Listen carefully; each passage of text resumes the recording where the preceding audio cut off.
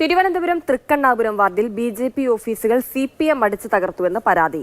വാർഡിൽ CPM വിജയിച്ചതിന് പിന്നാലെ അതിക്രമം നടന്നതായാണ് ആരോപണം.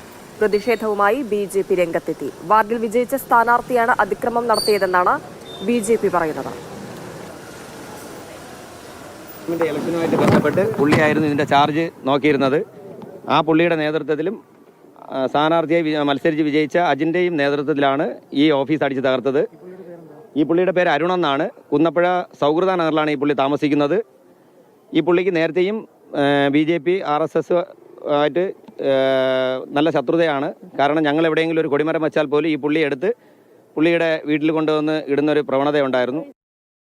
എന്നാൽ CPM സ്ഥാനാർത്ഥി ആരോപണം തള്ളുകയാണ്. പ്രവർത്തകരെ BJP ആക്രമിച്ചു എന്നാണ് CPMന്റെ ആരോപണം.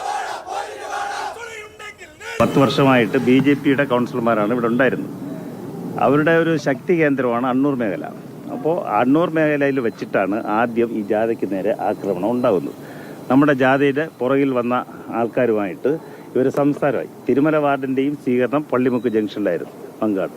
അപ്പോൾ ഇവർ തമ്മിൽ സംസാരിച്ചങ്ങ് പോയതിനു ശേഷം ഈ ജാഥയുടെ പുറകിൽ വന്ന 2 പേരെ ഇവർ അടിച്ചു തള്ളിയിട്ടു. ഇവർ ബൈക്കിലാണല്ലോ, അപ്പുറത്ത് ഏതാണ്ട് 10-100ഓളം BJPയുടെ പ്രവർത്തകരുണ്ടായിരുന്നു. അത് കഴിഞ്ഞ് വീണ്ടും അങ്ങോട്ടും ഇങ്ങോട്ടും സംഘർഷം ഉണ്ടായി. നേതൃത്വം ഇടപെട്ട് അവരെയൊക്കെ പിന്തിരിപ്പിക്കുകയാണ് ചെയ്തത്.